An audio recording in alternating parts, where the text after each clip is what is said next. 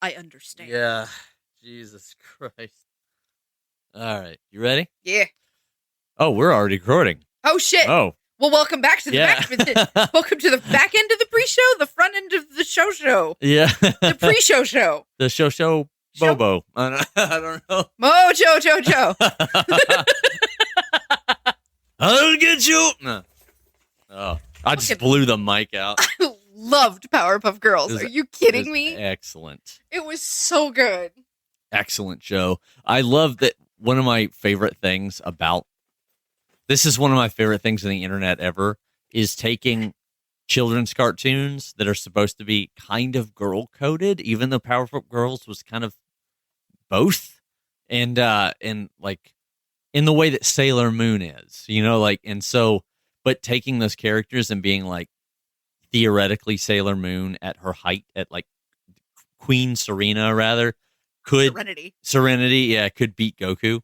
And they were like, yeah, she's a multi-dimensional being. She's just about a god. Yeah, I'm sorry. Yeah, but yes. It's in the way that Beerus could beat Goku. It was like, yeah, she's like a demigod. There's no... Yeah. And then they talked about the Powerpuff Girls, and somebody did a TikTok run through. They were like, who's running the gauntlet? And it was like the Powerpuff Girls, and they kept throwing up superheroes, and they were like, not a chance. Yeah. Like, not a chance. Especially if you get all three of them together. Yeah, Buttercup alone is clearing y'all. Buttercup. Buttercup when she gets mad. Yeah, I was like, if you slap glasses on Bubbles, she's going to fucking irradiate everything. Yes. I loved that show, man. It was awesome. The villains on that show were like fantastic, too. Yeah. Perfectly silly. Yes. And I just, like just the fucking guy with the meat gun. Oh yeah. Isn't it the weirdest thing? Wow. The Green Gang. The Rowdy Rough Boys. Yeah. And then of course, we cannot go into Powerpuff Girls villains without mentioning him. Yeah. We're the same fucking person. It was so good because it was like, damn, that's silly as fuck. Yeah. Yeah, I was like, that's but like so also silly. Yeah, it gave you a creep that like Tim Curry is Frankfurter. Yeah, I think that's what they were going for there, Yeah. and I was like, y'all nailed it. You got it. It was so good. It was so well done. Frankenfurter. I said Frankfurter. Sausage. Frankenfurter. Yeah, one of them sausages. Okay. Yep. Lock in. Yep. Are we prepared? I think so. All right. Greetings. Hello. Welcome to or welcome back to Morbid Monday, your unhinged source for what the fuck moments in history, where we will take turns giving you a tour of the week. Wait, hang on. Wait a minute. I wrote this. I know. It's in front of you. We still can't do it. It's in my hand, in front of me. I have a script where we will take turns, Jesus Christ, giving you a weekly tour through all the gross, gory, and downright odd moments in history. We're your hosts. I'm Katie. I'm Brian. And I'm tongue-tied. Jesus, fuck. And I'm Mojo. No. Please don't sue us, Cartoon Network. No. Oh, no, they're like, are they still around? I don't know. They've got to be. I have no idea. Years ago, they were going to reboot Toonami. And I was like, that's great. Dude, yes. I would be there for it. Was phenomenal. But it's not. Oh. I mean, it's just a different generation. It's pure nostalgia. Yeah. The only people who are going to be really tuning into that are going to be our age. Ain't nothing wrong with that. We're still people. Right, but it's just like in the age of Crunchyroll, it does not have. Okay, that's fair. As someone that regularly cruises on Crunchyroll. Yeah. Or any of the myriad illegal sites, because we all have high-speed internet now. I will neither confirm nor deny anything. It's just one of those things like kids. If you don't know, for people our age, way back in the day, if you liked anime, you had like 3 options. Yep. Like Anna Mondays on the Action Channel. If you had satellite like me and you lived in the middle of nowhere, you had Toonami and the Which Midnight was cable Run. For me. Yeah. Midnight Run was the fucking shit. It was so good too. And then you had like a couple of other things, mostly satellite or dish or like Saturday mornings on WB. Yeah, that's right. Yeah. Which occasionally, because that was like Pokemon and Food Wars and all. Digimon and yeah. All the Cardcaptor Sakura was on there. Oh, Cardcaptor Sakura. Yeah. Very good. Dude. Anything Started by a Clamp whole was so fucking good. genre. Yeah. Clamp Anyways, had some creepy ones too. Anyway, so before we get sucked into that conversation. So you asked me before we got started on the pre-show today what the title of today's show was. And we had a Wonder Twin powers activate moment because this is something that you kind of know about and that I had no fucking idea about. No clue until literally I'm going to pat myself on the back a little bit because I started my research last week. Like, you got done with your shit and then I was already on the ball looking for mine. Like, I was like, all right, I need something. I'm going to look at all of these. Like, I have my usual places, my usual sources of for history. And I was on Reddit of all places where I came across this one in a conversational thread about something completely different. Okay? At which point I went, I'm sorry, the what? Because I know what those words mean. I speak 2 romantic languages. Give me a Latin base and I can figure anything out. What? The Reddit is the place to find like the most bizarre shit ever. Thank God for Reddit. Yeah. Like I hang out on some pretty wholesome sides of Reddit. I know there are some not so wholesome sides of Reddit. Oh man. Like I'm on r/crochet. I've been to the like not Nevada, but like the county outside of Las Vegas of Reddit. The Reno of Reddit. Some seedy joints, you know what I mean? Oh my God. So today's topic comes to us courtesy of my just perusing on Reddit, reading some other stuff. And it was presented to me as the Cadaver Synod, to which I went, I'm sorry, the what? Because I know what those words mean. Do you? Turns out, yes. So, welcome, dear listeners, to the Game of Popes. The Game of Popes.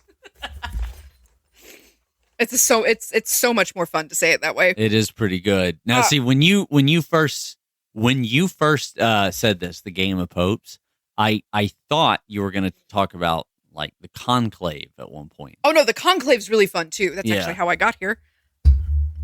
Wah. Sorry, the mic stand is like, and I'm positioned weird. I'm having an ADHD day where I can't sit still. And we also have no table. Yeah, there's no table. We're like across each other long ways from on his like fantastically Victorian writing desk. Yeah, it is. It's a real Parsons desk. It's real. Yeah, not the, because these are for mail slotting, which is that's the open, way back in the day, there would be a bar here and you would have like a roll of paper for like, or gotcha. Stuff. Yeah.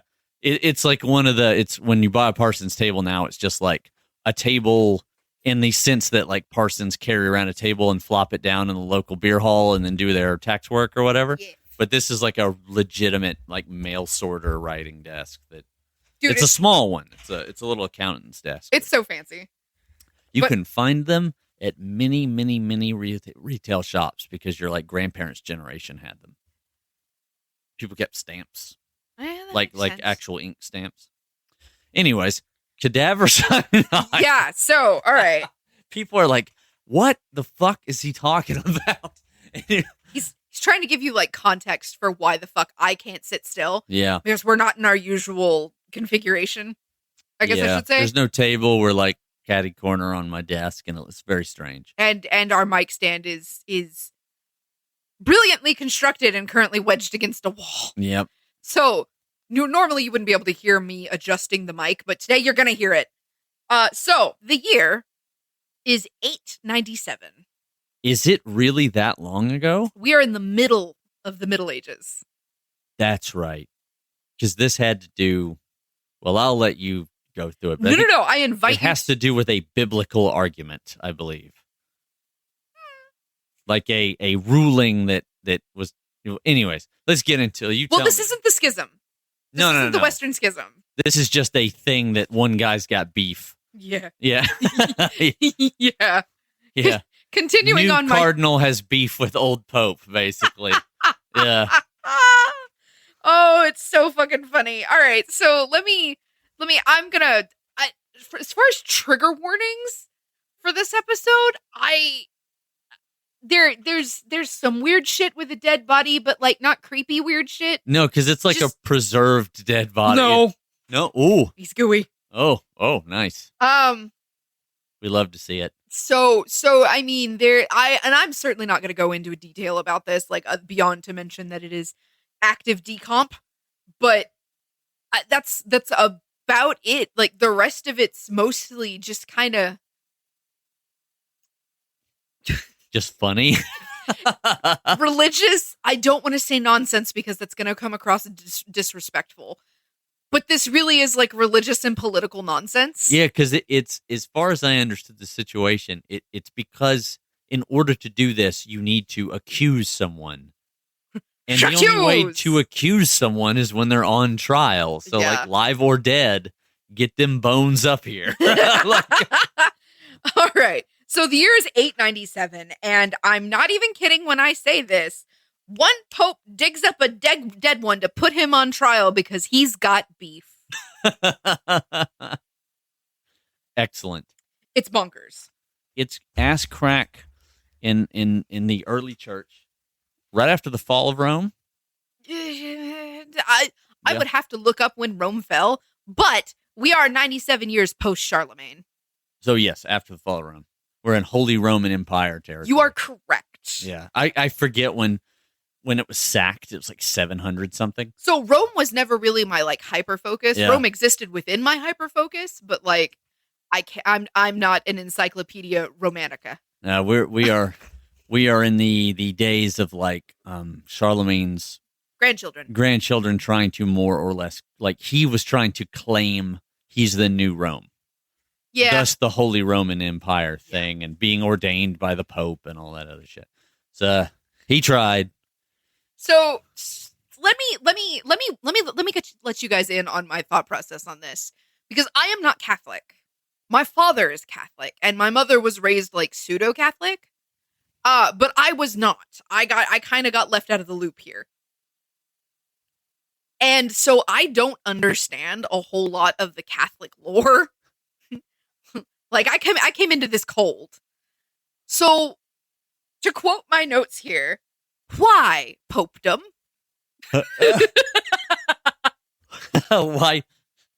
Why popedom? So speedrunning Catholic lore, Peter, Yep. the apostle, Rock of the church. exactly, was basically like, if you there's an actual term for it. The Petron theory is essentially that Peter was left in charge of the religion when JC dipped. Yeah. And so it was all up to him. He was in charge and he was quintessentially the first pope, the first cornerstone of the church. Yeah, he's the like anointed person. Yeah. And he, like, there was some shit that went down and he got killed. Yeah. And like, this is also the guy that like asked to be crucified upside down because he didn't feel like he was worthy to die in the same way that Jesus did. Yes. So like, I mean, points for Yeah. theatricality, I guess I should say. Still to this day, people go upside down cross. Oh no. It's like, no, that's actually like a holy symbol for most of history. Yeah. My best friend got married in a Catholic church that had the cross of Peter. Yeah. And I was confused when Yeah. we got there. Not I a was satanic like, church. Yeah. oh, I was unaware. Yeah. And then I did some further research and I was like, oh, okay, cool. Yeah. Cool. Anyway, Yeah. so yeah, that's your basis for it. And the reason that like the Holy Seat is in Rome is because that is allegedly where Peter is buried. Yeah. Which is why it's called St. Peter's Basilica. Bingo. Thank you. I love it when you finish my sentences. Yay. You're the only person that ever says that, and it's actually a good thing. Well, I mean, It's straight sarcasm from everyone else. And maybe you sometimes. No. I honestly, I don't mind it, like, because it lets me know that we're on the same page, and I don't necessarily have to go off on those like detailed explanations, I can just keep going. Oh, I see. Usually. So yeah. I literally wrote when after JC dipped. After JC dipped. The Backstreet Boys were never the same. Was it? No, that was NSYNC. No. Shazay. Shantae, you stay. Anyway. Sashay away. Moving on. So, oh my God. So Peter, the apostle, Saint Peter, Pope numero uno, whatever you want to call him, cacked it in about 30 CE. Yeah. Forcibly against his will. Yeah. Yeah. I mean, yeah. However you want to paint it. And so that's where Rome, like, basically, laid down we're in charge. Yeah. We have the body of the first pope. Kind of. Yeah. Like, I'm sure they were far more eloquent about it. Yeah, because you don't have, like, you get that, then later on you get Constantine the Great. Yeah. And he canonizes the whole bit, but you don't even have, like, a Bible at this point. Nope. So that's way early. So we're gonna jump. You know what's weird is that, like, at this time there's still a fully functioning Rome. Yeah. It's really weird. It's like, here's the Holy Roman Empire. It's like, well, what about that Roman Empire? Well, they're the Byzantines, so fuck off. Yeah. You are so absolutely correct. Yeah. So, regardless of how it all went down, Rome eventually had all the power. Yeah. I love it, like, in while you're catching up on your notes, it's always so funny to me because when you look on, like, fantasy movies and stuff, and they're like the Romans being sacked, and then, like, the Vandals are coming in and they're breaking everything up and all that kind of shit. But then they act like no one was around after that. And I was like, no, they sacked the city for, like, a long time because it was a massive city. And it's not like you can move that many rocks, right? Like, yeah. So there's still people there. And then also a lot of people stayed there, and a lot of people in the area, like, Christianity was a big deal at the time. So, like, it had already grown through most of the area. And so it's like, well, who lives over there now? Just more Christians. Yeah. Like, it's like Christians all the way to Africa. You know what I mean? Like, and then all the way, it's like a real popular religion. So what's crazy to me is to think that, like, in the beginning, the Archbishop of Rome was just another archbishop. Yep. He was equal to, like, I don't know, Alexandria, or what's the other big one? Oh, there's starts with an A. And it sounds like antique. I can't think of it. Antioch. Thank you. Yeah, and then I knew one of us would get there. Yeah, there's Hippo. Yep. And then there's a couple of all kinds of places, really. Yeah, he was just another archbishop originally. Yeah, the Pope is the first among equals, they say, right? He's the first, like, of all the bishops. He's look, there's my note about the Great Schism. Yeah. The Great Western Schism didn't get started until 1137.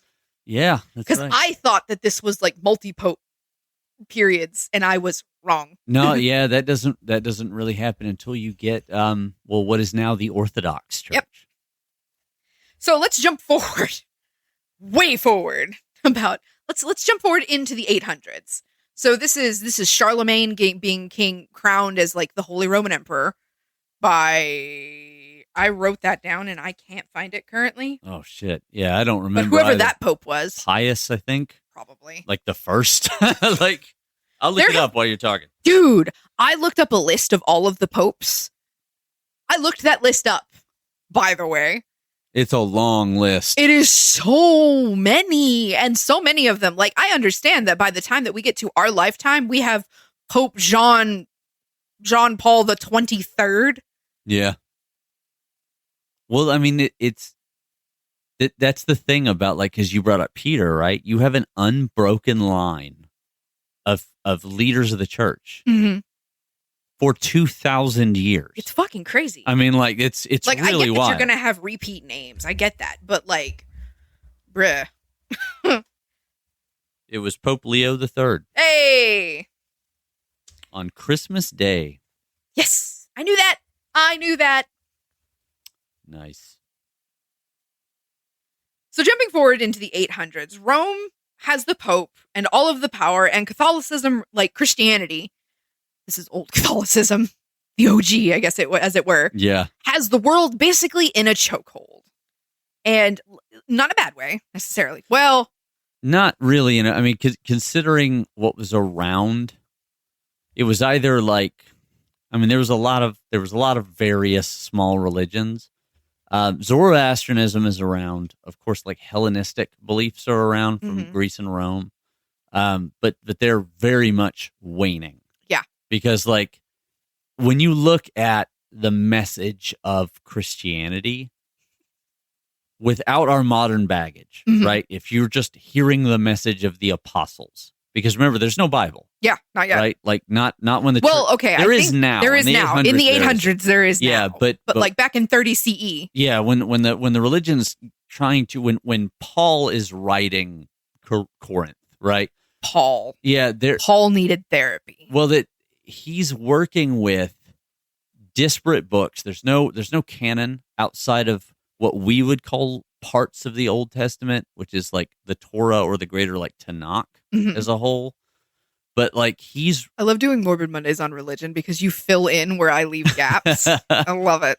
But he's like, so they're doing their thing, right? But when you compare the message of like old afterlives, there's more equality for women, vastly more equality for women in a lot of Christian systems versus other systems, unless you're in like a mystery cult, right? Like if you're in like the Eleusinian or like the cult of Artemis or something like that, you have a lot more agency as a woman. Yeah. But you got to remember that in early Christianity, one of Jesus's messengers was a woman. Yes.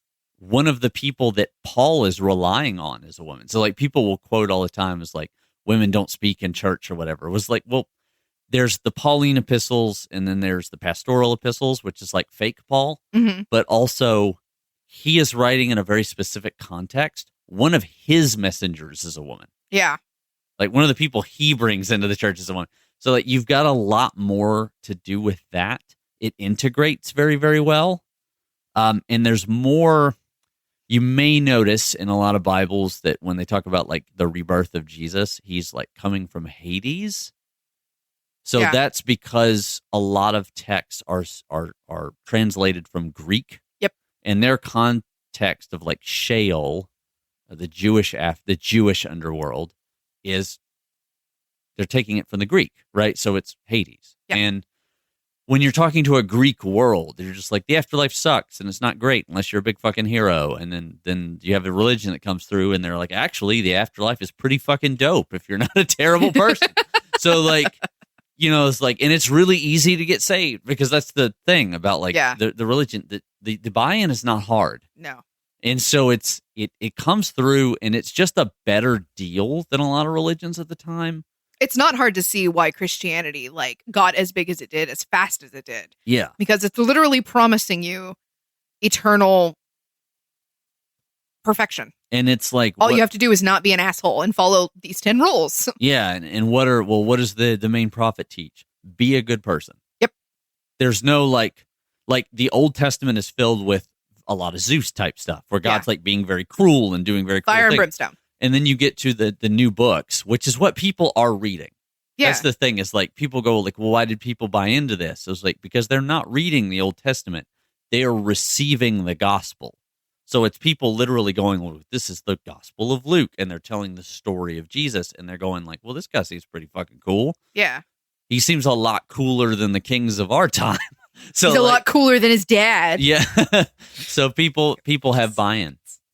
But on with this. That's enough of my evangelizing for whatever that might be. Spiritually and politically speaking, the Pope is the it girl of the period. Yeah, absolutely. To throw it into modern context. And to stay that way, the Pope also needs to be kind of politically savvy. Like, you got to make the right alliances, you got to say the right things, you got to be real smooth. Because as I mentioned before, this is the game of popes. Yeah. And the turnover rate for being Pope is pretty high. Yeah. Like, I told you that I looked up the list of popes, and it's very, very long. Yeah, because we're in the age of, like, the conclave isn't really it is a thing. It is a thing, but it's not really a thing. But it's not the conclave that we understand. Yeah, it's like a king could maybe depose you and put his fucking cousin in there. Yeah, it's weird. Yeah. Like, this is coming up on the period where the Pope thinks he's in charge, but the kings also think they're in charge. Yeah. And we're coming up on that, but we're not quite there yet. Because right now, the Pope is in charge. If you are a king, you want the Pope's backing. Yeah. If you are a Pope, you need the king's protection. Right. Because as we will get into in a moment, Brian, let me. In fact, you know what? I'm going to jump forward in my notes just a little bit. In our lifetime, how many popes have you known? Oh, not personally, just in general. Yeah. Well, that one guy. I started off with John Paul, so I think it was John Paul. So John Paul, Francis, Benedict, and now Leo. Yeah, now Leo. So 4. So that's 4 popes in our lifetime. And I'm almost 41. So that in 40 years average, there have been 4 popes. Yeah, now like every decade. I wrote down their ruling times. Like ruling times. Like John Paul was around for a while. 27 years. Yeah. This pope was old. Like, I remember him being old. Yeah. Like me as a very young person was like, Emperor Palpatine! And my father was like, no! Emperor Palpatine? Oh, man. My poor father. He, was weird as he's remembered very fondly. Yeah. And so, he was a good guy. Until, right at the end, where he started to get a little harsh. Well, he got old. And he was harsh in the very beginning, too. Like, he had a swing period right in the middle. And then we had Pope Benedict. Yeah. Who was chill. Yeah, who lived through a lot. Yeah, he grew up as like a Hitler Youth guy, right? Yeah, and he reigned as Pope. What is the term for being in charge as Pope? Papacy? Yeah. Okay, so his papacy was from 2005 to 2013. So that is, for me specifically, that is me graduating high school. Yeah. Up into college for me. So that was 8 years. And then right on the heels of that, we got Pope Francis, who I lovingly call Super Pope. Yeah, who did not stay around very long. No. But did a lot of stuff. Well, okay, so Pope Francis, we had him for 12 years. Yeah. So he was longer than Benedict. He was from 2013 to 2025. Jeez, where did the time go? And we just got Chicago Pope. Yeah. He was pretty good. I'm on board. Yeah, and I'm saying, and this is coming from me, a non-Catholic. He's bringing a lot of people, also me, a non-Catholic, but he's bringing a lot of people into the faith, which is not something that has really happened. Yeah, but he's kind of energizing. Well, to be perfectly honest, speaking as someone that was raised Christian, that still professes to be a Christian, I still worship in Christian ways, but I am not necessarily religious. Speaking as someone in that little nebulous am Christian, am not religious area, Catholicism specifically seems very much like an exclusive closed door club. Yeah, there's a joke that there's not a lot of converts; it's mostly born-ins. Yeah, and that is kind of my experience of Catholicism. Now, granted, I've only experienced Catholic churches maybe twice as a young person, going with various friends of mine, from having stayed the night on Saturday and they go to church on Sundays and being utterly lost during mass, and then funerals. Yeah. And you know what, though? Nobody's got, I'll say this for Catholic masses and Orthodox too, of both varieties, like Greek and Syrian and Armenian and all the different varieties, because there's different Orthodox. They have sects of Orthodox, and they are gorgeous. Oh, yeah. The ceremony itself is beautiful. Yeah. And the music, and not to mention, I would name the church that I have been in, but that would give our location away, and we are trying not to do that. But I went to the local Catholic church before part of it burned down. Yeah. And I remember walking in for the very first time into the main sanctuary, I guess is the correct word. and just kind of being in awe of just how pretty it was. Yeah, they do a good job typically of like allowing the light to speak for itself. Yeah. It kind of flows through and yeah. So, yeah, like once again, Catholicism, 10 out of 10 on theatricality. Yeah, they got it 100%. They took the best notes of like all the religions that existed in their day. Mm-hmm. Like there's elements of like Hestia/Vesta in there. Mm-hmm. There's Like the which altars. we've talked about before of like Mary, the way that Mary is shown of like having a burning heart and being the ultimate mother, and I was like, you guys got the best image of like everything around you, and then went like, I'm being slowly pushed out of my chair by smoke. By a cat. Well, while you're telling me about what you're telling me next, I'm gonna grab this cat, but not like that. Please. No, I'm going to sit here and giggle because that was funny. I was telling dirty jokes the entire time we were getting ready to film this. It was hilarious. All right. This is right on the heels of D&D where, like, I'm pretty sure we're not going to be allowed to sit beside each other anymore. So we were just cracking jokes the whole time. Emmy was so mad at me. Yeah. All right, so where are we at now? We are... The Pope is the it girl. Yeah. And having to be, like, politically... like real smooth the whole time, because like we are in a time period where A, the turnover rate for the papacy is high, and B, this is a time period where I don't like you, I'm gonna poison you about it is a common thing. Yeah. And they're like, what weirdly the early Catholic Church ends up being kind of like Dark Age / medieval UN. Yeah. Where they really are that, because they have the one centralized language and they can all write. Yeah. So it's like, you need to talk to a guy in Egypt. That's who you're talking to. Yeah. You're talking like most of the world's communication is going through the Vatican, or what will be the Vatican. I guess it is the Vatican at this point. Yeah, just not as grand. Yeah, it's not. It hasn't grown up yet. It's just like it's a spiderweb network of cardinals and bishops and priests and all over the world. And so among these politically savvy things for being the Pope is also making sure that you crown the right Holy Roman Emperor. Now, I had to look this up because this is a term as a history geek that I have seen and been around for as long as I've been reading historical things. The Holy Roman Emperor is always there, always kind of looming in the background. He's usually someone's nephew or someone's uncle. He's a dude who's there, who has a really impressive, like, title. The hell does that mean? Yeah. It doesn't necessarily mean emperor in the terms of like end all be all political figure. He's kind of the religious referee. Like if to put it into D&D context, if the Pope is the DM. Yeah. Yeah, because they make all the rules. Yeah. All of the rules. Like, you have the conclave, and you have all the cardinals and the bishops and the Pope. And the Pope says, I'm going to do a thing. And then all of the cardinals and the bishops either go, yeah, okay, do the thing. Or they go, yeah, let's compromise. So the Holy Roman Emperor is essentially the referee. Like, the word comes down from the Pope, and the Holy Roman Emperor makes sure everybody knows the rules. Yeah. And that is the most simplified version of his title that I can give you. Because it clashes with whatever he wants to do as a king. Yeah, because this man is also a king of usually a various areas.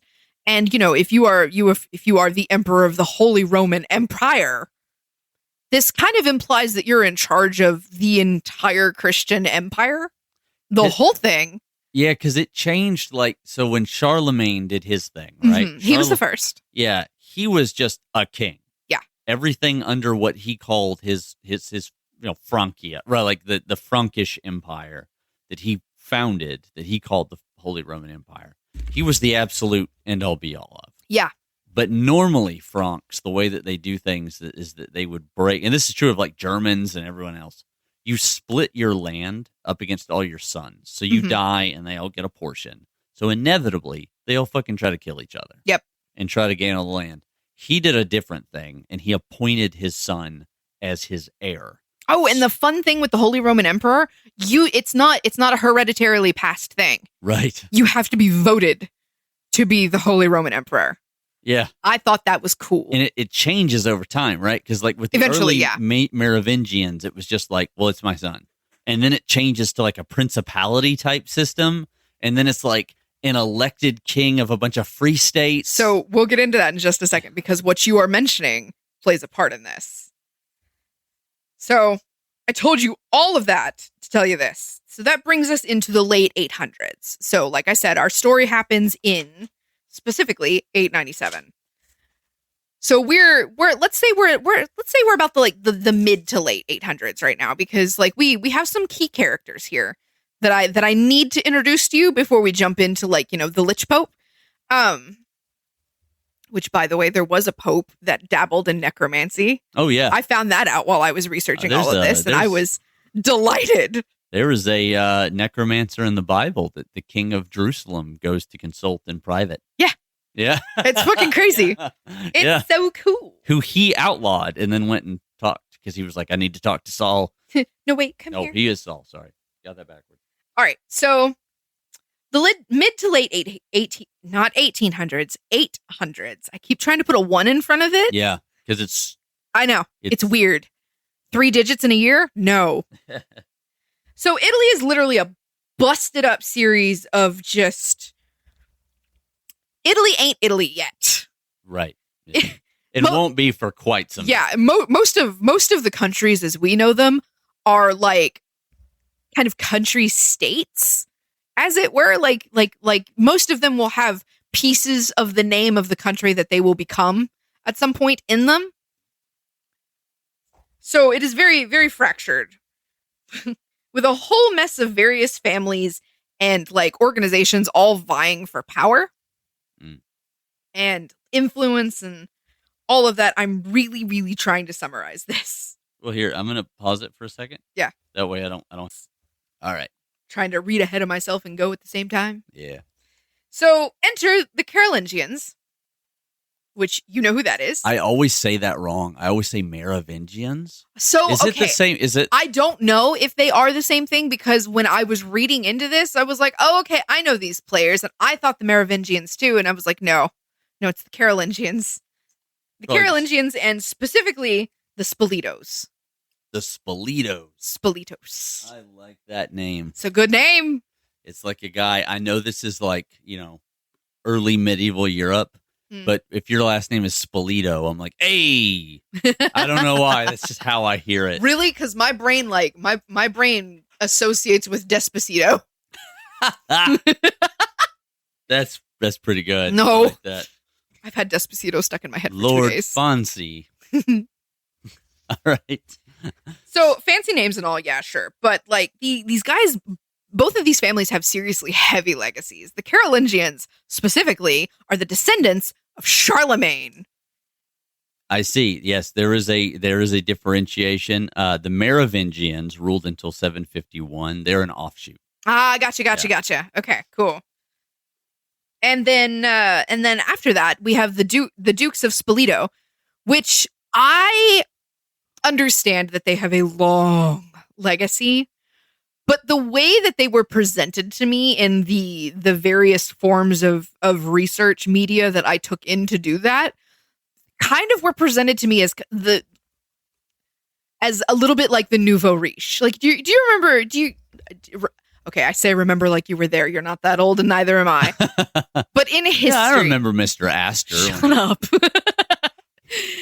The very famous conflict between the nouveau riche and old money. Oh, yeah. That's 100% why I referenced, Vanderbilt and Astor and Rockefeller. When they became so wealthy and they started mixing with the rest of the world, and you had all these I'm the fucking Duke of Vienna or whatever, right? Yeah. Like people who had been rich forever because they were lords or something were mixing with people who had been rich for less than 100 years. Yeah. Basically, yeah. That was the vibe I was getting off of this. And I was trying to consolidate my research as much as I could because there was a lot of rabbit holing that happened. I told you that I started writing down all of my notes this morning at 6 a.m., right? Yeah. I will never not rat myself out. Okay? We've established that shame does nothing to curb my bad habits, but I will never not rat myself out. But I did start my research for this last week. So the Dukes of Spoleto were these up-and-comers. Like, they were gaining power, gaining popularity. Like, they were getting big. However, the Carolingians were already a big deal. Because, I mean, Charlemagne. Yeah, he was... Even if you don't history, you know who Charlemagne is. Yeah, literally the reason why, like, if you're a noble and you can read... Yes. I mean, the changes that he instituted... in his region, anyways, stopped the various almost tribal conflict. Yeah.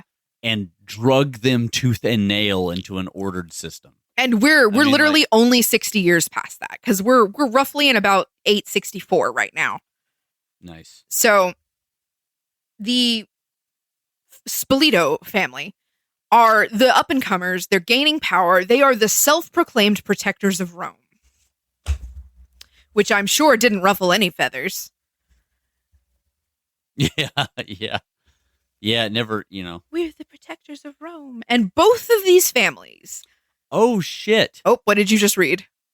So apparently they are named, the Carolingians are named, or at least, of course, to what I'm reading right now, because I'm trying to skim very quickly off the internet, are named after Charles Martel, who is one of my favorite people forever in history. The Hammer Martel. Let me talk about him at some point. Please do. He's awesome. He's so there was a massive Islamic incursion into Europe, and his enemies and his allies all say essentially what he did is he convinced the Pope to give him a little amount of land, because like you said, the Pope's got like a lot of power. Yeah, at this the point. Pope is like end all be all right now. No one had ever asked that from the church, to give them land.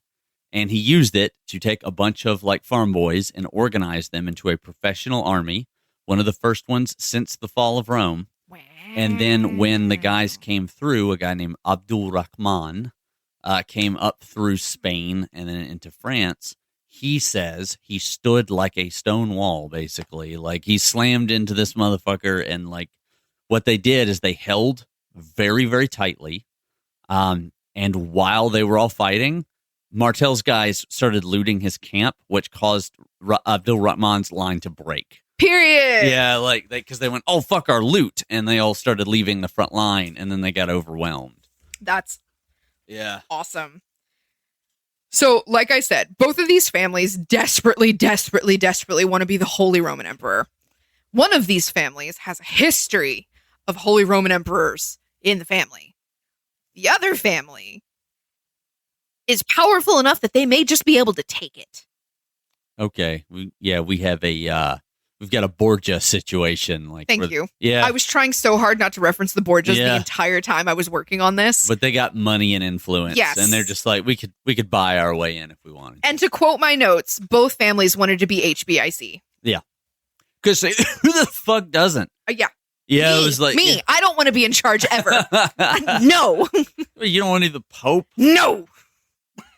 Also, I couldn't be a pope. They have a test for that now. Yeah. Also, they got one girl poping. Ooh. I know I referenced the Borgias, but like, I mean, in his own nuts, writing, dude. The moment he became Pope, he was like, oh, fuck, I'm Pope.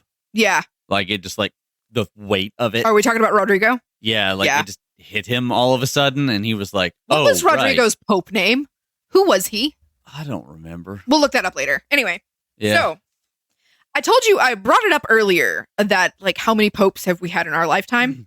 Which we have had 4 popes in our lifetime. We're on Pope number 4, which, go Pope Leo. Hi. Not that anyone of the Vatican listens to this. Thank God. But okay, let me put this into perspective for you, because I told you that the turnaround rate for Pope was high.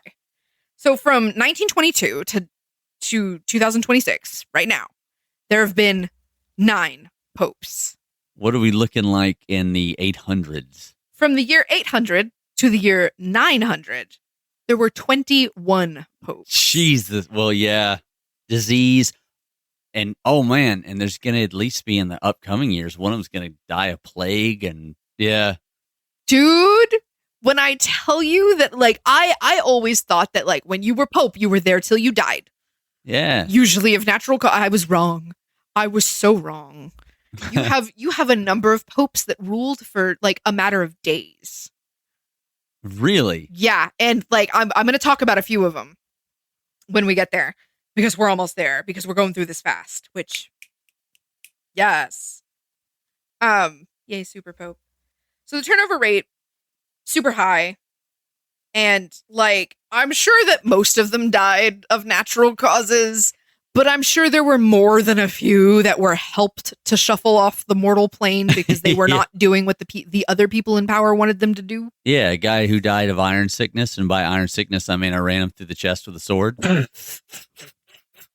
the sheer number of popes that died from gout. Oh, I imagine, yeah. Which... Fuck, just bad food. You know what I mean? Like, I ate bad grain and I danced myself to death. Hey, ergot! Yeah. All right, so enter Formosus, whose actual name I could find nowhere. All I have is Pope name. I mean, that's his name after... Formosus. Yeah. That's it. That's all I got. No. That's a great name, though. I like it. Formosus? Yeah. Yeah. There's some pretty great Pope names. I have some Formosus every once in a while. And, you know, in the summer, it's nice to cool off. Jesus. All right. I'm going to quit derailing you because we're now 50 minutes in. What are 50? we? Yes. Jesus Christ. We have been squirrel thoughting all over the place. All right, so Formosus gets elected unanimously as Pope in October 891. So, and I want to pause for a moment on that unanimously, because I was like, that feels like a big deal to be unanimously elected Pope. Yeah, like never happens. 50. Big deal. 50 in the history of ever, there have been 50. Jeez. And Formosus was one of them. Which makes what happens to this poor man's body. Oh, is this the guy? Wild. Yes, Formosus is our Lich Pope. Excellent. And I'm using that term loosely because it made me giggle. He was a guy who was exhumed. Yeah. To stand trial. So let me just read you my notes really quick. So enter Formosus, elected in October 891. This dude was a mixed bag as far as, like, reputation goes. He got his start as a bishop in Portus in 864. And then he would go on to literally, like, make one hell of a name for himself in politics and stuff by being a delegate. Or not delegate. Wrong word. Ambassador? Diplomat is what I was trying to say and just could not. Because basically he gets sent as a papal legate, like a representative of the Pope, to Bulgaria to go help with some stuff. And I think it's Boris I of Bulgaria decided he liked this man so much that he sent a letter to the Pope and said, hey, can we have him? We want him as our archbishop. Unfortunately, our boy Formosus, whoever he was before he was Formosus, already had his own bishopric. Yeah. And you are not allowed to hold more than one. And you can't really leave your one. Right. Like it's very weirdly marriage-esque. Yeah, because everyone is married to the church. Everybody works for the church. It's not like you are until you more or less are Pope. Like, they are assigned to places. It's not like... And, like... You have some amount of say, but it's not like... So this Bulgaria thing is going to haunt him for a real long time. Like, he did such a good job in Bulgaria that Bulgaria was like, we want him. And they don't stop asking for him. Like, they ask the initial one, and I think it was Pope Nicholas, I think. I wrote a bunch of names down, and, like, a whole bunch of Pope names are now stuck in my head. But I think it's Pope Nicholas the First is like, no. Stop. And continues to say no. And, like, Bulgaria, Boris is like, but please? But what if yes? Anyway, that keeps going, and the answer continues to be no. And, why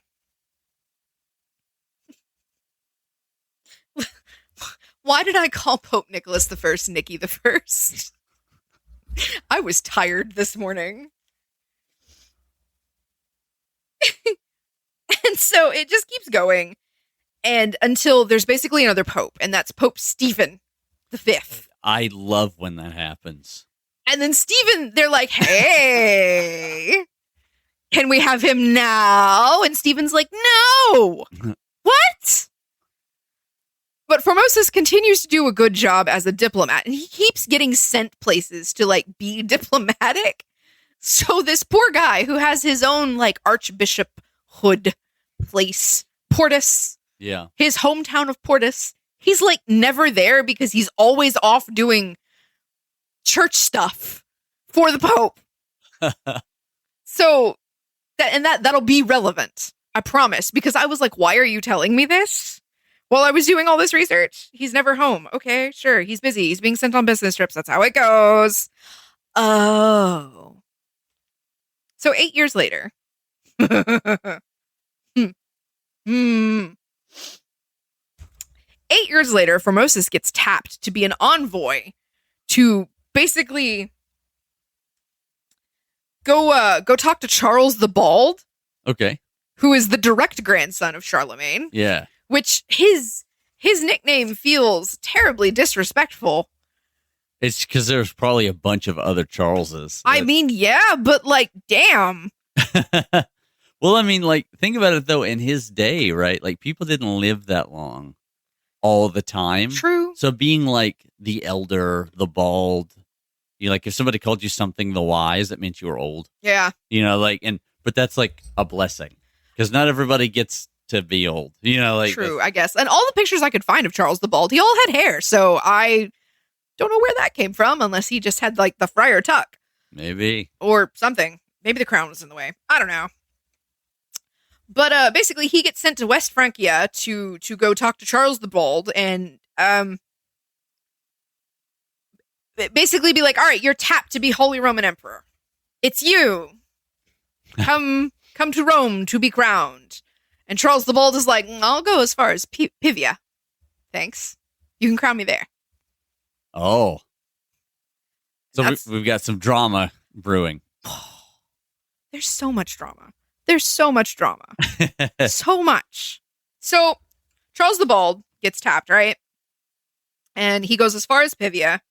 Pavia? Something. I don't know. Someplace.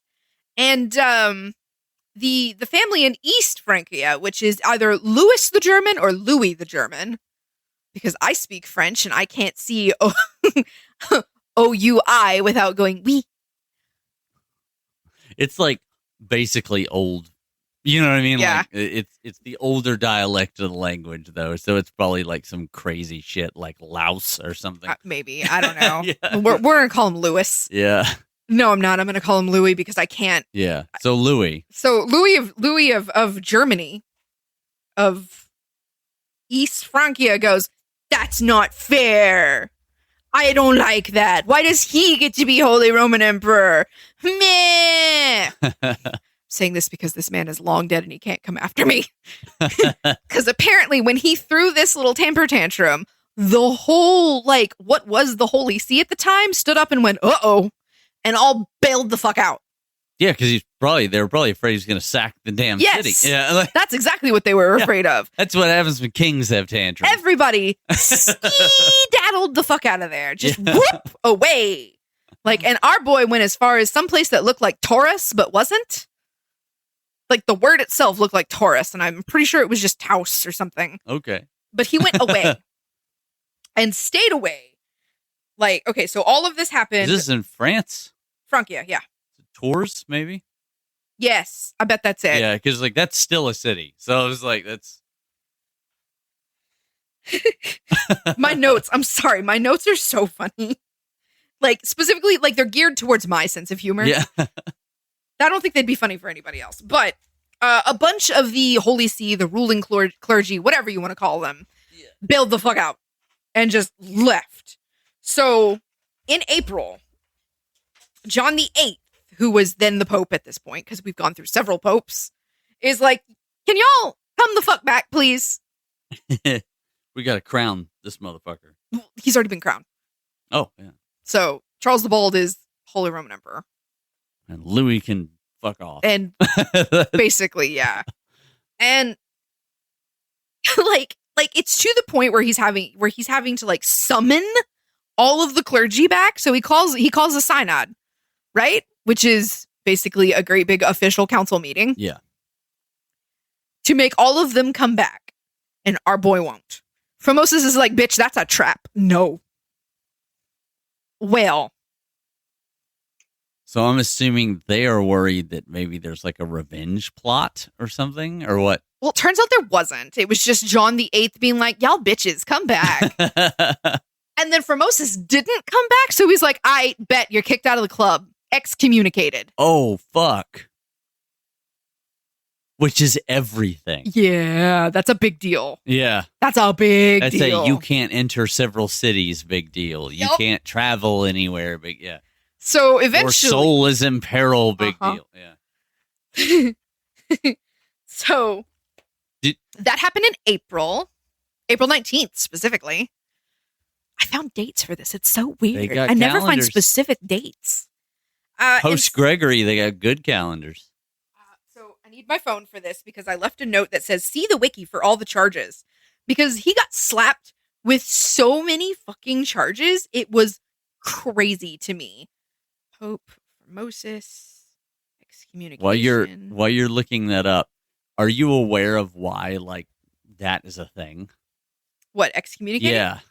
Yeah, it's like the highest of the worst thing that the church can do to you. Like basically your soul is condemned. Yeah. You but I mean like you can't get into limbo. What is this?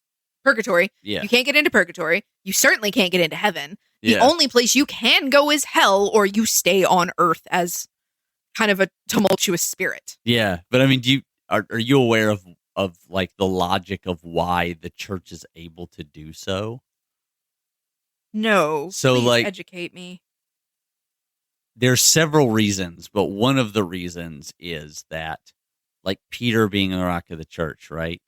So there's a lineage of bishops from Jesus on down, basically, and the Pope is like the head bishop, right? The archbishops are organizations of bishops, and then the head one's the Pope. So if there's no way to the Father but through the Son, Mm-hmm. and his authority is then passed down onto Peter, and then Peter's authority is passed down, and so on and so on and so forth. So essentially, to some degree, if Jesus is the church itself, the Pope is now the church itself. You know what I mean? Yeah. Like Yeah. the authority of the church, the authority of God on earth, more or less. And so, like, that's the thought process, and other things as well. But like, Oh my God. So that's I get it and I understand, especially considering that this is a time period where religion is everything. Yeah. Like these people don't have any other belief systems available to them readily. Like most of them will have been raised deeply Christian and religious. Yeah. And like your soul, your mortal soul, your only sort of like lifeline after death is in peril of, if you are excommunicated, you will either go to hell or cease to be. Yeah. Excommunication is like the worst thing ever for these people. yeah, yeah. So what do we get? What do we get charges wise here? So for Formosus, they clocked him for being archbishop of 2 different places, even though he wasn't. Right. And for being super ambitious, even though he wasn't. Because he didn't ask to also be the archbishop of Bulgaria. The Boris the First did and was like, hey, can we have him? And the Pope both popes said, no. But yeah, they so excommunicated he's got his like ass. a religious bigamy charge. a little bit. On top of a couple of other things, like he's got like some slander shit Yeah, that was thrown at him because, you know, you're a person in power. It's going to happen. But basically, he gets excommunicated straight up, like booted out of the club. You can't sit with us. You're not allowed. To the point. And finally, he goes, whoa, whoa, whoa, whoa, whoa, whoa, whoa, whoa. Okay, I'm sorry. And he works it out. with the Pope. He's no longer all the way excommunicated. Like, he's still kicked out of the club. Like, he's not allowed to come back to Rome, and he's not allowed to be a priest ever again. And then John VIII dies. And the next Pope is like, okay, that was all crazy. I'm sorry. Do you want to come back? And Formosus is like, bet. So, woo, he's an archbishop again. Jeez. This guy's life was crazy. That's a hell of a like up and down, right? Yeah. So now I'm so mad at myself for not writing down the charges. I literally, in my notes, it says, see the wiki for charges. Yeah, that never, unless you keep the tab open so the whole angry. time, you lose it. Oh, I'm so mad. However, the next Pope, Marinus. Long way from Stephen. Some of these names are a little difficult. Yeah. Like, I thought I was going to have a problem with Formosus. Not so much. But Marinus, apparently, is just going to trip my brain out because I'm still in, like, Anne Rice mode. So my brain wants to go, Marius! So Marinus is like, nah, bro. You're good. Come back. Come back. Do you want to come back? And Formosus is like, yeah, bet. I'm coming back. So Formosus is back. Guess who's back? Back again. And he gets super fucking popular. Like, fast. Yeah. Because, like, he's got some scandal on him, and everybody loves tea. Everybody loves tea. You And cannot tell me. He's got like friends. Like he's Yeah. got kings in other Dude, states. this guy has all the political connections. Like, he's been a diplomat for so long. Like, once again, yeah. because This is why they say head of state is like a jump to the presidency. Yeah. Because it's like, because you know everyone. so he gets crazy super popular because, once again, he's got all of those political connections, including the Carolingians. Yeah, No, Carolingians. Carolingians. There we go. Including the Carolingians, who, like, that's a big deal. Yeah, sure. And he, like, openly backs them. Well, super popular, the Carolingians, all the political backing, blah, blah, blah, blah, blah, blah, blah, that I've repeated like 4 times now because my notes keep tripping me up. Eventually, our boy Formosus winds up as the Pope himself. Well, he obviously and openly backs the Carolingians, which of course pisses off the Spoletos. Because now, the Spoletos, at some point, Charles the Bald died. Okay. Let me just point Yeah, that yeah. out. And the Dukes of Spoleto have now this weird split Holy Roman Emperor thing. Like, it's a father and son duo. It's Lambert and Guy. I love this time period because it's like, The names are crazy. yeah, it's just like Charles the Bald and Stephen. Like, what? Quickly followed by Marinus. Yeah. Ah. Bellerophon and Todd. Somebody had the best name. It was like Adelberg Greg or something like that. I don't know. It was somebody's mom, and her name was fantastic. And I was just like, what? How did they arrive at your name, ma'am? That's crazy. Anyway, so the Spoletos currently have the Holy Roman Emperor thing, right? Like, it's Guy is the Holy Roman Emperor, and then later his son is also like crowned co-emperor. And then they go in for a great big fight, and Guy is incapacitated. Like, he has like a stroke Oh, wow. or something. And so he's kind of like not well enough to be said emperor, but his son is like, hello, I'm still here. And the other half of the Holy Roman Emperorness. Meanwhile, Formosus is like, nope, I'm going to crown this guy. Okay. Cannot remember the Carolingian guy's name. I mean, that's a more peaceful transition than like, we have a boy king, let's kill him and replace him. But basically there's a whole mess of stuff that goes down. Like, Formosus's rule is not peaceful.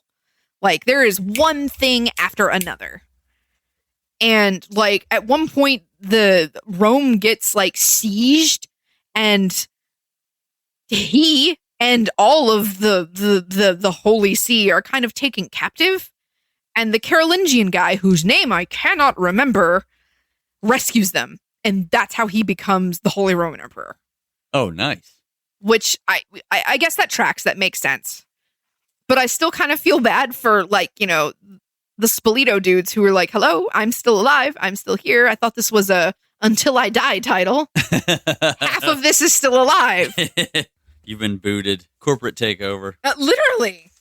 So part of the reason that our boy Formosus decided to not let Lambert keep the crown for the Holy Roman Emperor is because they were getting way too powerful. And we all know that the church does not like being told what to do by people that are not the church. Right. So that was part of his motivation for crowning the Carolingian. Okay. I really wish I'd written that guy's name down. Well, I feel bad. It's the guy that rescued him, right? Arnulf. His name is Arnulf. There we go. I found it. I did write it down. It's right there. Arnulf of Carinthia. So on February 22nd, 896, which take note of the date, 896, Arnulf, the Carolingian guy, is crowned Holy Roman Emperor. And this pisses off Lambert so bad. And then 4 months later, Formosus clocks out of the mortal realm. Whee! He dies. All right. Literally, promptly on April 4th. This guy was 80 years old, by the way. Hey, which pretty is good like, fucking run. Yeah. He's had a hell of a run of being like HBIC. So the next guy, which is Pope Boniface VI, takes over for Formosus in the middle of all of this insanity that's happening. Like the new Holy Roman Emperor has been crowned. The old half a Holy Roman Emperor is like, dude, what the fuck? Yeah. And then there's several wars, a siege, and like some other stuff going on. Yeah, we talked about this briefly when we had paused to look up information. Yeah. But there are Vikings afoot. Yeah, there are Vikings. Yeah. It's a mess. Like Yeah. Formosus picked the wrong time to like be like, and that's Yeah. my shift. Deuces. Bye, girls. Why am I like this? Oh shit. So after 15 days of this like papal conclave thing, Pope Boniface is elected pope, right? 15 days after that, he's killed. Well, shit. Okay. Well, okay. The official cause of death was gout. Okay. It's Sure. swelling. Yeah, typically in the joints. Yep. Not so much in the back of the head. Yeah. Not such a bonny face now, are you? No. Anyway, just joking. super sus. Yeah, 15 days is a pretty short run. If the guy was sick, you wouldn't elect. Yeah, him. no. So, like, that's all right. So then we switch to Pope someone who is Stephen the Sixth. maybe more favorable to. Mm-hmm. Yeah. Pope Stephen the Sixth is a mad lad with a plan. This bro hit office with a vengeance, right? Now we're getting into the meat and potatoes of this story. Told you all this, so I can tell you that. The other Strike guys that. Flip it. had very Italian names at the start of this, and so I kept thinking of them as like Italian Americans. But now I can't help but think of this guy with like a Liverpool British accent. My name's Stephen. Very round, like cursive. Yeah. So our boy Stevie, who was very, very, very clearly in the pocket of the Spoletos. Like, he's all about that Spoleto Dough. influence, money, whatever it was. He is Team Spoleto. He This made guy goes- pasta on a Thursday. No, I don't know. This guy goes on this, like, political theater tear to the point where he is declaring anything and everything that Formosus did null and void. Oh shit. Okay. All of it. So this obviously includes our boy Arnulf, not Arnulf, wrong part of the world. Arnulf's coronation. Yeah, because they're trying to delegitimize him. So Everything. that what this new guy does, what Steven does, is like, no, these guys were supposed to be there the whole time. Yeah, and so he's basically he has declared this dead man an enemy of the state to the point where he is like undoing everything that he did And then he decides that's not enough. And he has this former pope, this dead man who's been dead for 9 months at this point, dug up, dressed in papal robes, thrown on the great pope chair to stand trial. Let me just let that sink in for a second. He dug this man up, redressed him, and then publicly put him on display in the St. Peter's Basilica to stand trial. A trial of which Stephen has named himself the judge. Excellent. Now, Excellent. It's a kangaroo court with a dead guy. Literally. To the point where some no-name poor little deacon was tapped, tagged, ordered, whatever you want to call it, was made to speak for Formosus. Please tell me. Moving his mouth up and down Weekend at Bernie style. Alas, no, but standing, he was either like crouched behind Formosus's chair, the throne. No shit. I was not thinking. I was just making a stupid joke. I know. I thought he was going to be standing in front of him just answering questions. See, I thought so too. But the problem is that all of the records from all of this, well, we know it happened. We know it happened. We know it was a thing that outraged everybody. Like, we know it was a thing, but all of the records have been destroyed. And you know how they were/are about keeping records. Yeah, like the reason we know anything about that time in between empires in states is because the church kept records. Yeah. Like we wouldn't know shit about England if it wasn't for Bede. You know, like that so many things were kept by clergymen. So this trial goes on, right? Like they do the damn thing. They do the damn thing to the point where like people are starting to side-eye Pope Stephen because this man is like screaming at a corpse. Like spittle flying, vein like throbbing in it. Like it is in what few accounts survive from either people that witnessed it or like people that had taken partial copies of the records that survived. It is alarming how Stephen is going off at this corpse. And this poor deacon standing behind the corpse's chair has scripted lines that he is supposed to respond to these accusations with that basically sum up to because I am wicked. Yeah, sure. Yeah. It's basically a full confessional. Yeah, this is a weird like fucking dude, it's crazy. It was embarrassment ritual for a person who's already dead. Shame. Yeah. The bell in your face. But you're dead. So, of course, obviously, this corpse, Formosus, is found absolutely guilty of absolutely every charge ever. You jaywalked because I was wicked. Yeah. Can you just imagine? This corpse has been decomposing for 9 months. I hope through the cold winter, so at least it's not like... I mean, it's 9 months. It's through the whole damn year, but It was like... April when he died, right? At least parts of the time, you would think he would be kept a bit. Maybe wrapped to be kept dry.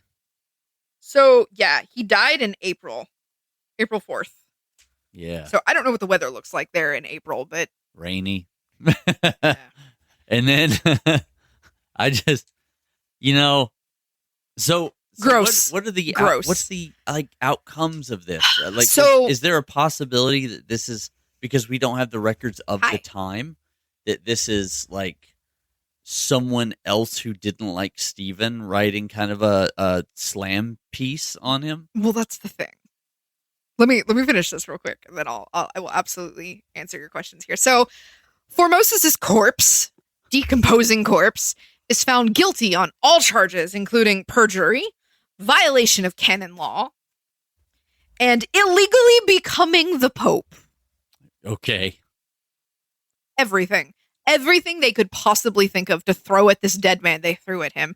And he rigged the election.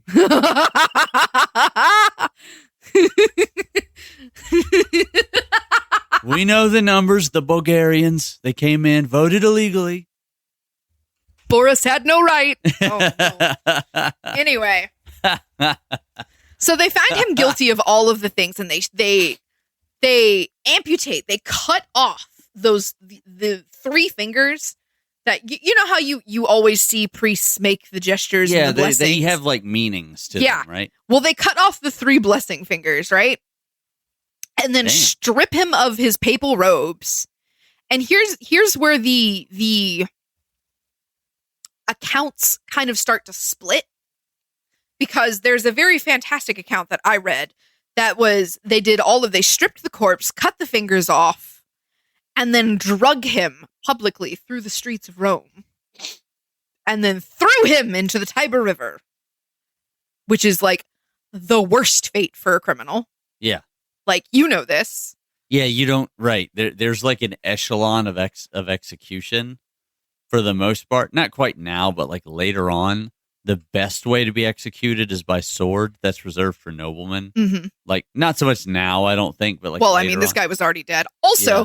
I 1000% forgot to mention this, and I don't know how, but in the middle of this kangaroo trial, there was an earthquake that shook the very foundations of the building that they were in. That's so funny. And our boy Steven just kept on trucking. If ever there was a sign from God to be like, can you fucking stop?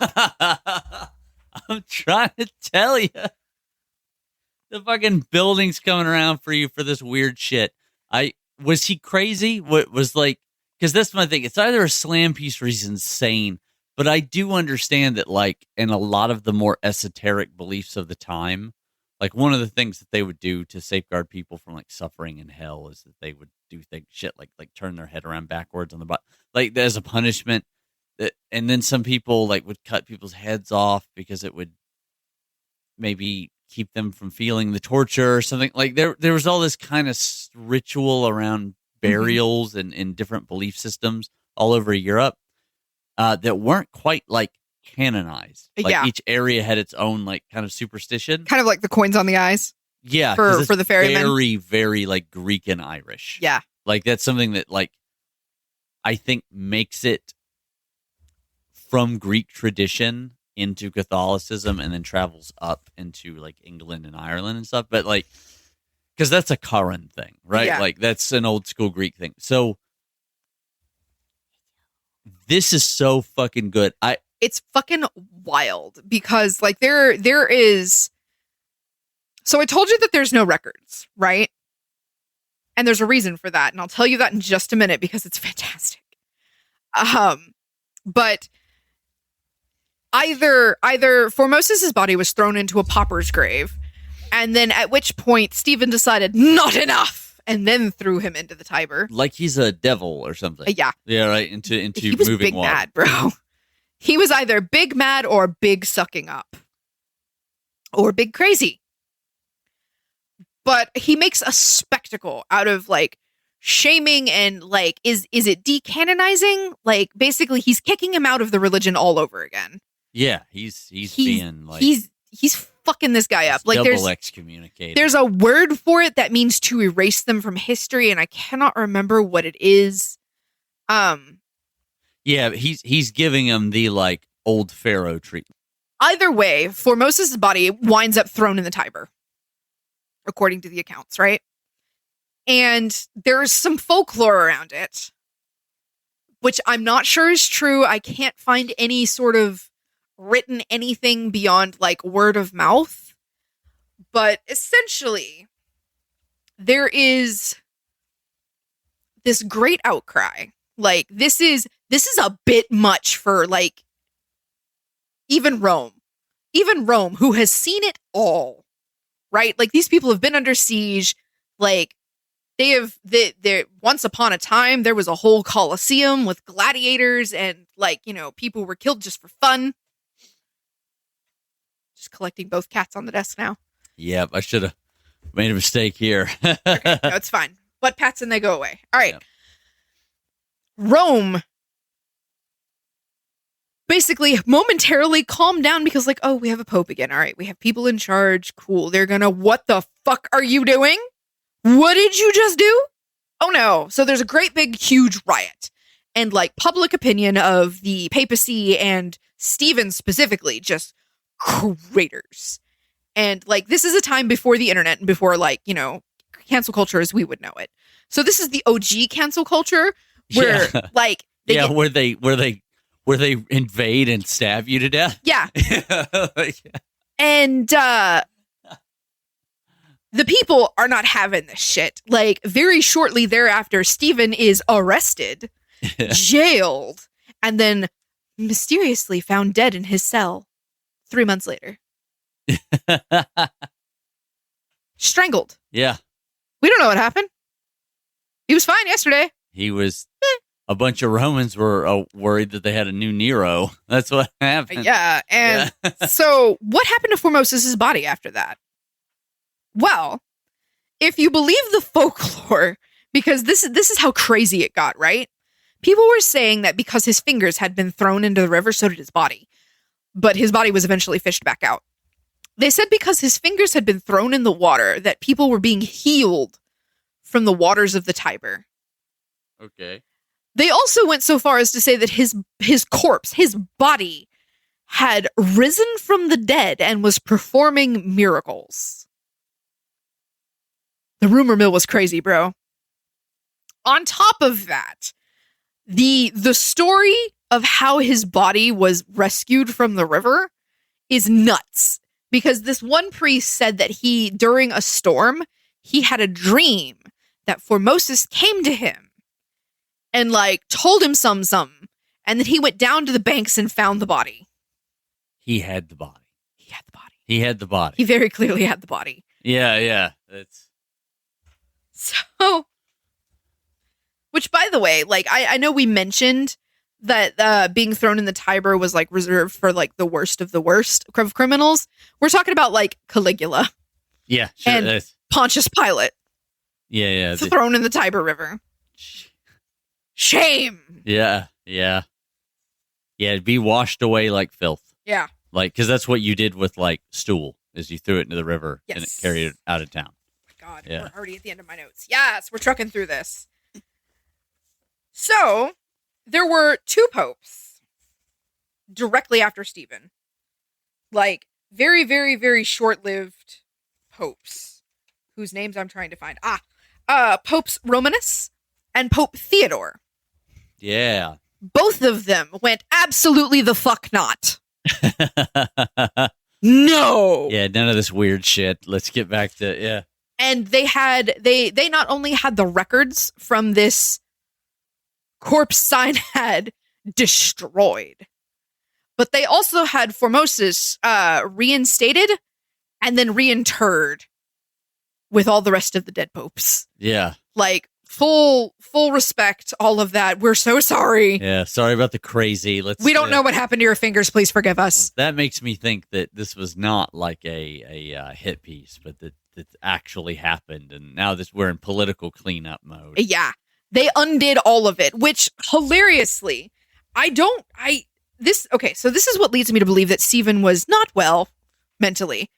Was because if he wanted to undo absolutely everything that Formosus did, he would have had to step down from the papacy.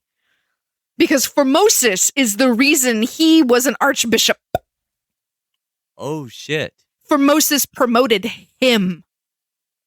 We're going to undo absolutely everything, except for me. Yeah. So, yeah. That's wild. So Pope Romanus was Pope for 92 days. And then Pope Theodore was Pope for 19 days. Fuck, dude. Damn, this is a dangerous job. Yes. This is like one of those things. It's like when the game of popes, bro. Yeah, I see why you call it this now. All right, damn. Like, it reminds me of when we talked about the Romanovs. We kind of talked about this. Is like, you don't really want to be the emperor. No. You want to be like the emperor's brother. Yeah. You know what I mean? Like, you want to be like third in line and to just like be rich. You know what I mean? Like, it feels like you want to be an important archbishop and never made pope. Yeah. And like, it's so wild because this still lives in like ecclesiastical Lore. Infamy. Yeah. We got there at the same time. As one of like the lowest and most corrupt and most ridiculous points in time. Like, you cannot call a corpse Synod anymore because it's been Yeah. forbidden. You are not allowed. You cannot do that. Yeah, it feels so strange because like we're only a couple of 100 years out of like I think the Council of Nicaea is like in the 300s. Mhm. So it's like that's a long time. You're a long way from, the church has always had a lot of like drama in it, right? Like when they were forming the Bible, there's this thing called the Arian heresy, right? It's like it has nothing to do with Arians. I know I saw that look on your face. Nothing to do with Arians. It was the guy's name. Oh, okay. And so like he had a certain thought about like how God is. Mhm. And then another guy also had a thought about how God is. And he's like, that's heresy. And then he punched him. And that was at the Council of Nicaea. Dude, I need these clergymen, these clerics, these priests to stop having these like crazy, ridiculous arguments and just to punch it out. I need boxing priests. For a little while you had them. Because really, if you read about the formation of how they picked which books would be in the Bible, how they would be arranged, because remember, there was no Bible. Yeah. They had to arrange them in a certain way. The Old Testament is arranged in a certain way. The Masoretic text, we call that. Oh, yeah. And then there's the Messianic arrangement, which is the Christian arrangement. And then they were also picking what are called the Apocrypha, like what other books would also be considered like canon or pseudo-canon. Well, I know the Book of Enoch didn't make it. No, that is what's called a pseudo-apocrypha. That's considered to be kind of like later kind of nonsense. Like most people kind of look at it as like a weird thing that somebody wrote. But like they fought over this kind of stuff. But most of their stuff was like rational argument. Yeah. It was like philosophical debate. You see this a lot in the Bible, right? Paul is writing letters to people and making arguments about things, about why things should be done a certain way. Augustus, Saint Augustine is doing this as well, right? All these like big early church fathers, as people say, right? They're making all these they're making all these arguments about like, here's why this matters. Here's why, like, here's the theology of Christianity. And there's a big like saying about Christianity is like most religions spread by the sword. You are this religion because the king that conquered you was this religion. Early Christianity spreads almost exclusively by the book. Mm-hmm. It's just people going places and talking. And it spreads like wildfire. Yeah. And like all over the Greco-Roman world. And in some cases further. Like it goes into Africa, into like, which is the Greco-Roman world. Like the Romans are fucking everywhere. But like it goes all the way into Ethiopia. It goes all the way over northern Africa. It becomes the state religion under Constantine, or at least a legalized religion under Constantine. And then in the wake of Rome, the schism between the Roman Empire, not between the church, but like you get this weird thing where like all the knowledge and resources end up in Byzantium and Constantinople, and the West just kind of gets forgotten for a little while, and things kind of get screwed up. Mm-hmm. And that's when you get like a weird period in Catholicism where there's a new and different, like there's all of this other stuff kind of creeping in. And you can kind of see how the Great Schism starts. Yeah. Because by the time that like everything links back up, you're just kind of like, well, you're very different from the traditional, like, Greek or Syrian orthodoxy. Kind of one of those situations where you just squint and go, how did we get here? Yeah. The Pope becomes like one of the main thing between the Orthodoxy and the Catholic Church, which is like super relevant to what you're talking about, is that the Pope is supposed to be the first among equals, as they say, right? Yeah. It's a bunch of bishops. They get like, they're the leadership. Pope is supposed to be the Archbishop of Rome. Yeah. I mean, he is the Archbishop of Rome, but like. Yeah, it's like you're the Speaker of the House, Yeah. to put it into political terms, right? You're not supposed to be more like you're more powerful in that you can appoint. You're the and party leader, not the tiebreaker. DM. Calm down. Yeah, and that's what's going on, right? At least that's the argument that the old school, the orthodoxy makes, is that like you're too powerful. Most people cannot name the Orthodox Catholic Pope. I didn't even know we had one. Yep, you have one. It's just that he's about level with the rest of the bishops. So it's not like, you know what I mean? Like he's very, very important in that faith system. It's just that he's not like the king of the Orthodox Catholic Church, like you have in Roman Catholicism, as you might call it. Yeah. So like it's a super interesting thing to see like the drama that comes around as the Pope gets more and more powerful. It creates a race to hierarchy, right? When I tell you that, like, you know how you exist in historical spaces and you're very aware of how big religion is? And then you find historical media like the Tudors, the Borgias, both versions of the Borgias, the Medici. Yeah. Lots of Italian families. And you always kind of think, oh, they're exaggerating it a little bit. No, they're not. No, that shit got this is legit. Really wild. Fuck, this was crazy. Like, I had no idea that this had happened. I had no clue. The Borgias got so damn wild. Like, the Borgias are my favorite. There was a Spanish counter pope for a little while because they were just like, what the fuck is happening in Rome? Like, it got so crazy that you have the antipope movement and like a different pope. Like the Pope openly has a family and favors them. Yeah, it's crazy. I loved it.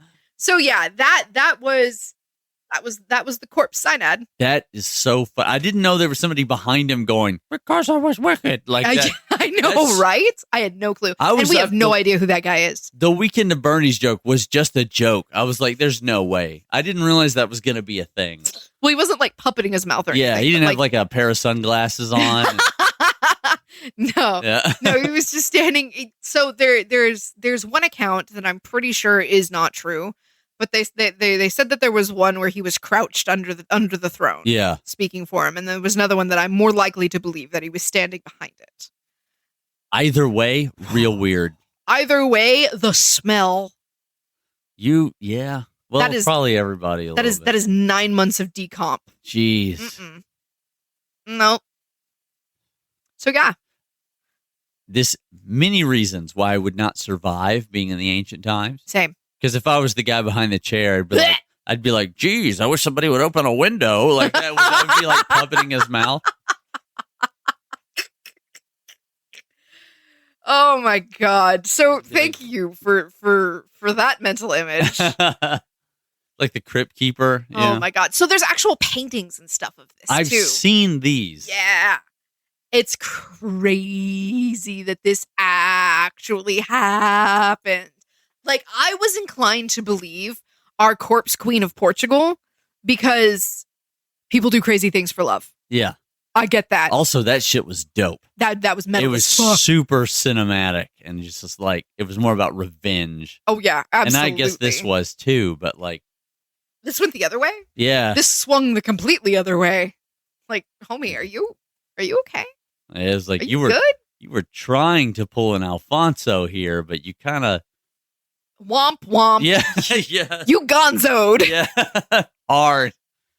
Yikes, man. Like. Yeah. Can you imagine being a pope, like coming into power, like having. Okay, so you're in position to be pope, and this dude gets to be pope in front of you, and the people that are in your pocket, or that you're in their pocket, I guess you could say, are like, no, and they off that pope just to make you pope, and then your only claimed historical fame is shaming a corpse in a kangaroo trial for which you were later deposed and arrested for, and then strangled in your jail cell. Jeez. Can you imagine? That shit is, good God, talk about something. You're right, Game of Popes. A Game of Popes, bro. A big ass dragon. We're good. Like, and then the two popes after you rule for a matter of days. It's fucking crazy. It's nuts. So yeah, that was Game of Popes. I had a lot of fun with this one. I got off topic so many times while I was researching this. Like, so much. Just reading about other stuff. I enjoyed every second of this because what the fuck? I find it ironic that I have a corpse in court both times that we've done this now. Yeah, that's right. Weird Yeah. that it happened twice. Yeah. Probably a third time. I know it's happened more in history because, like, I know. Yeah, it's got to be. I wonder if somebody pulled some shit like this with Amun in his Amun Ra system, where he was like, "There's going to be one god in Egypt now, and it's going to be me." Kind of that guy. we're gonna worship the Aten, Yeah, the sun. Okay. And my wife is the most beautiful. Yes, she is. She is my equal. Okay. She is my sister. I'm not surprised. yeah. No, I find Egyptian history fascinating. It's wild. I was definitely Egypt was my hyper focus. So Yeah, I can't. It's what, like, so I can kind of see where this guy's going, right? So, because in this time period and a little later in Catholicism, you can do things like harden someone in purgatory, in hell, as a priest, as posthumously. yeah. So people do that, right? And and it's not exclusive to Catholicism. There are other religions that routinely pray for. Well, yeah, like, and there's. I think LDS does this, where it's like, neat. I didn't know that. yeah, they pray for like non-LDS people and all the time.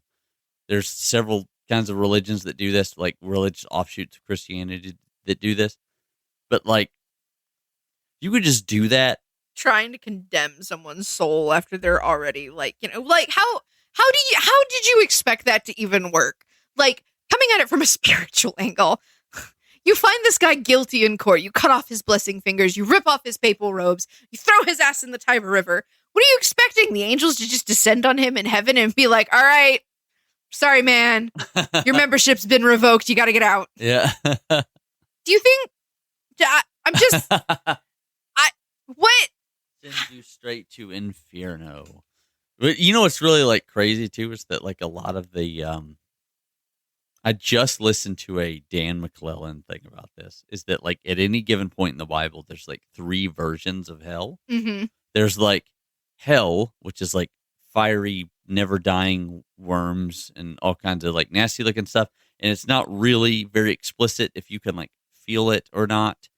And then there's like annihilation, which is just like, and you die. And you are gone. Poof, Yeah. nothing. And you are simply not returned to life. Yeah. Right? There's no resurrection.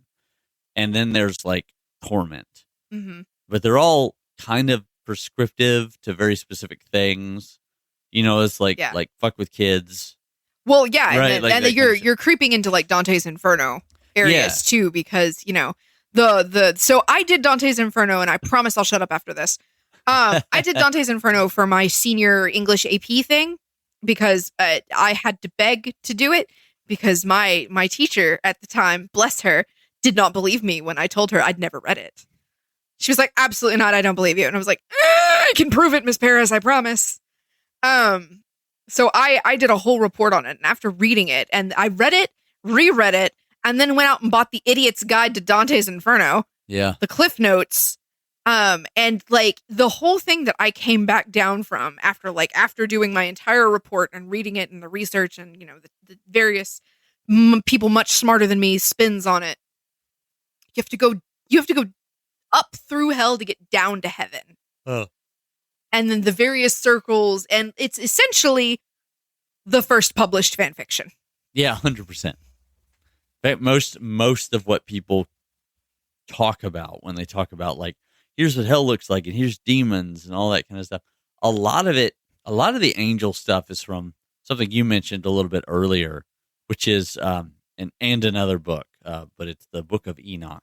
Yeah. Right, which is not canon in anything but the like Ethiopian church. I think it's one of their apocrypha. My only exposure to the Book of Enoch is one of those kind of like Cliff Note-y things and a video game. Yeah. It basically just tries to fill in a couple of gaps. I always thought it was super cool. And Yeah. whoever wrote it, like, props to you, bro. Like, whether it was true or not. If it's not true, you got a hell of an imagination on you. And I salute you. If it is true, I salute you for surviving that. I think it was probably something more akin to marrying like Jewish mysticism Mm-hmm. along with the canon of early Christianity kind of mashed into one and trying to wrestle with, well, if God is all good, how does evil exist Yeah. to begin with? Right? Like, because it's either evil exists externally from God and is its own force in the world, or in a much less happy, God has designed evil. God has designed evil, right? That's always been my spin on it, specifically because, like, you cannot appreciate light without shadow. You cannot recognize shadow without light. But it's like, if this being is pure good, then it is incapable of even creating that, right? Yeah. So the idea behind both like Jubilees and Enoch is that, like, let's explain the fall. Yeah. You know, like how do we get here, and grand detail and all that kind of stuff. And it's neat. I personally am not a believer of most things, right? Like, so I'm just kind of like, I really dig the philosophy of Jesus, Mhm. because I'm like, yeah, you could like live by. Don't be a dick. Yeah. You could live by the lessons of Jesus for the rest of your life and be a very good person, like pretty easily, you know? The other stuff, I'm just kind of like, well, I can't really prove any of that. So like, and I've done enough looking in and reading people's books and hearing lecturers talk where I kind of like understand where a lot of it comes from. Mhm. So I'm like, you know, like the Moses bit is several things rolled into a trench coat, right? So I'm like, but they're invaluable stories. Even if you were like an atheist, I think you could spend the rest of your life.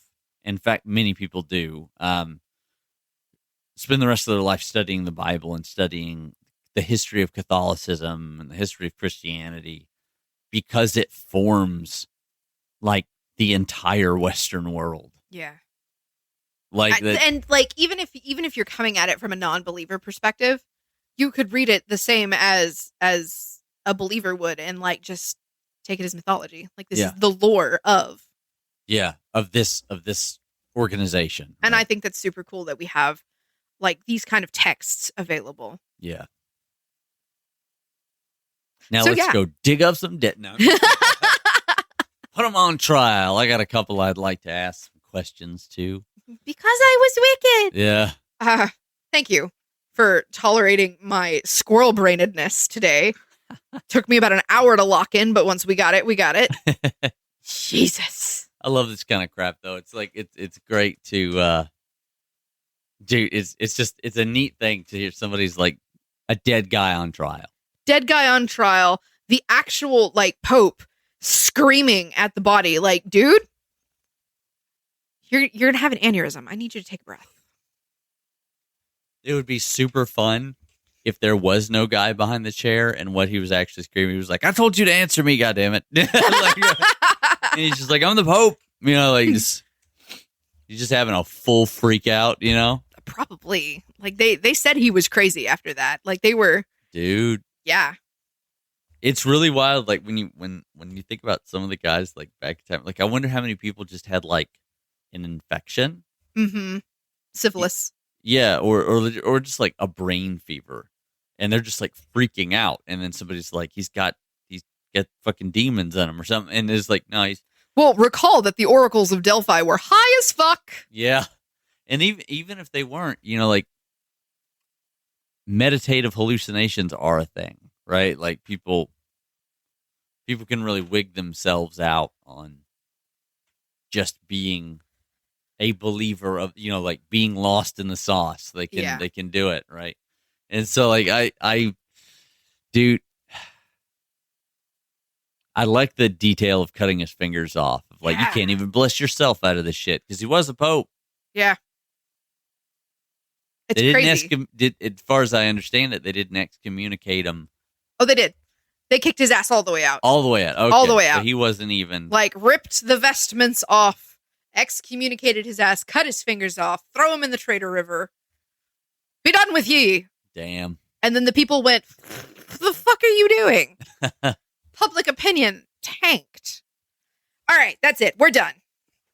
Oh God. Je suis fini. Thank you for joining us. I appreciate it. I'm so sorry, Editor Brian, for having to deal with my rambles and my getting lost in my own notes. Good luck. All good. All good. Actually, it might be Tony that edits this episode. Maybe. I don't know. I still have to do our one for last. I still have to do the one that I haven't done. It's been such a damn busy week. That's true. All right. All right. Thank you for joining us, guys. We appreciate you. We'll catch you on the next one. Bye. Because I am wicked. Because I am wicked. Hey, this is Brian from Morbid Mondays. If you like the show, please consider stopping by at our Ko-fi account. That's ko-fi/Morbid Mondays. It's $1 a month, or just any one-time tip. And if you would like to help us fund our future endeavors or just want to show a little bit of appreciation, awesome. Thank you so much for listening. And if you don't. Whatever. Have a great day. Thank you so much for listening.